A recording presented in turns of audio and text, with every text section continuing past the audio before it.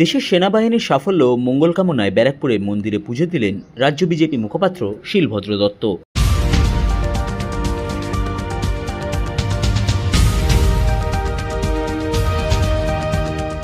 কাশ্মীরের পেহেলগাঁওয়ে পর্যটকদের ওপর জঙ্গি হামলার ঘটনার পর গোটা দেশে আওয়াজ উঠেছিল পাকিস্তানকে উপযুক্ত শাস্তি দেওয়ার।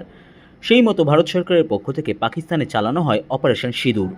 তারপর থেকেই গোটা দেশ জুড়ে ভারতীয় সেনাবাহিনীর মঙ্গল কামনায় প্রার্থনা শুরু করেছেন দেশের মানুষ।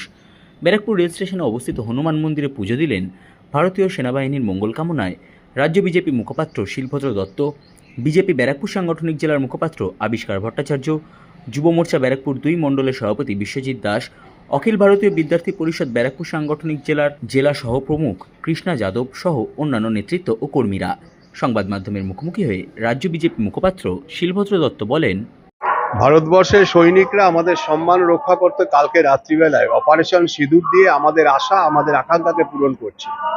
আমরা তাই বজরংবলীজির কাছে প্রার্থনা করতে এসেছি আমাদের সেনাবাহিনী যেন জয়লাভ করে, আমাদের সেনাবাহিনীর প্রত্যেকটি সদস্য যেন সুস্থ এবং সবল থাকে, আমাদের প্রধানমন্ত্রী যেন সুস্থ সবল থাকেন এবং প্রধানমন্ত্রীর নেতৃত্বে ভারতবর্ষের সেনাবাহিনী যেভাবে তাদের পরাক্রম প্রদর্শন করেছে তাই নিয়ে আমরা গর্বিত। তাই হনুমানজির কাছে এসেছি এরা যেন প্রত্যেকেই সুস্থ থাকেন, সবল থাকেন এবং ভারতবর্ষের সম্মান যেন অক্ষুণ্ণ থাকে।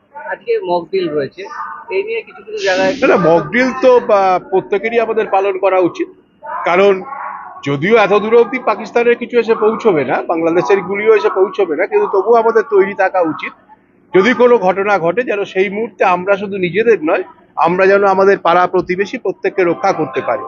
তাই মক ড্রিলে প্রত্যেকে অংশগ্রহণ করা উচিত এবং শিখে নেওয়া উচিত কিভাবে নিজেকে এবং পরিবারকে এবং পাশের বাড়ির লোককে বাঁচাতে পারে।